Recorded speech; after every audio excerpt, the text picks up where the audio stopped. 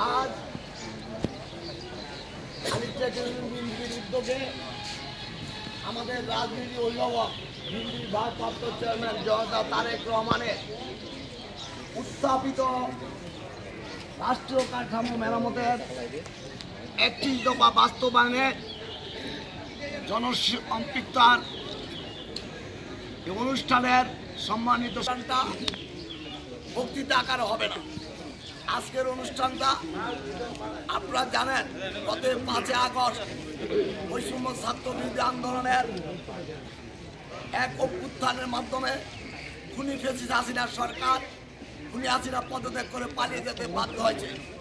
আপনারা জানেন বৈষম্য বিরোধী ছাত্র আন্দোলন, এই বৈষম্য বিরোধী ছাত্র আন্দোলনের মাঝপথে বন্ধ হয়ে গিয়েছিল, কিন্তু আমাদের রাজনীতি অভিভাবক বিএনপির ভারপ্রাপ্ত চেয়ারম্যান তারেক রহমান বাংলাদেশ থেকে 8000 মাইল দূরে থেকে অসুস্থ অবস্থায় সে বৈষম্য বিরোধী ছাত্র সমন্বয়কারীদেরকে উৎসাহ উদ্দীপনা দিয়ে যোগাযোগ দিয়ে সে আন্দোলনকে বেগবান করে খুনি ফেসিস্ট হাসিনা সরকারের পতন ঘটিয়েছে।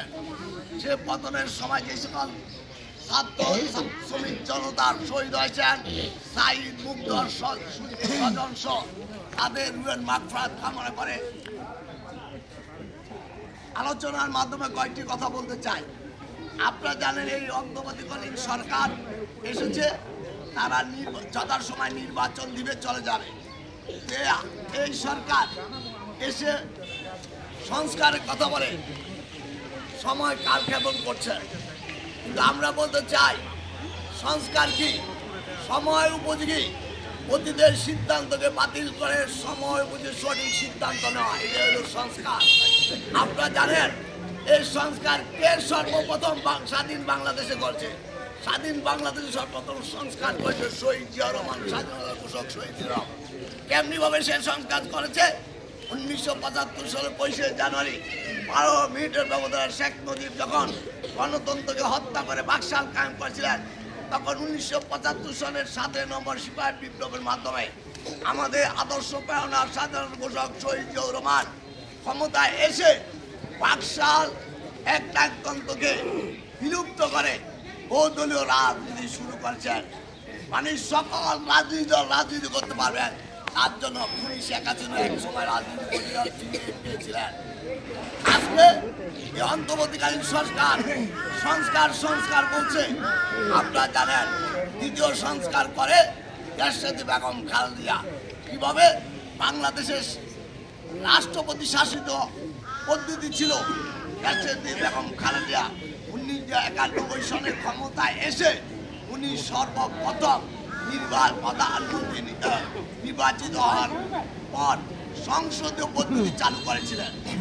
আর 5 আগস্টের পর বর্তমান অন্তর্বর্তীকালীন সরকার সংস্কারের কথা বলছে, কিন্তু আমার নেতা, আমাদের অভিভাবক, আপনাদের সবচেয়ে আপনজন তার জনতা তারেক রহমান 5 আগস্টের পূর্বে 31 জুলাই এই 31 দফা বাংলাদেশের 20 কোটি মানুষের কাছে এবং বিশ্বের সকল মানুষের কাছে উত্থাপন করেছে 31 জুলাই। আমরা বলতে চাই যে অন্তর্বর্তীকালীন সরকারের সংস্কার চায় না, সংস্কার চায় বিএনপি এবং জনগণ। কি সংস্কার? আপনারা গত 16 বছর ভোট দিতে পারছেন? এখন যে কারণে ভোট দিতে পারেন নাই, তত্ত্বাবধায়ক সরকার বাতিল করে দিয়েছিল। তারেক রহমান ঘোষণা দিয়েছে অবাধ সুষ্ঠু নির্বাচনের জন্য তত্ত্বাবধায়ক সরকার পুনঃপ্রবর্তন করা হবে। দ্বিতীয়ত প্রধানমন্ত্রী কেউ 2 বারের বেশি থাকতে পারবেন না। আমি এখানে 31টি দফা তারেক রহমান ঘোষণা করছি, আমি উল্লেখযোগ্য 4-5টি সংস্কারের কথা বলব।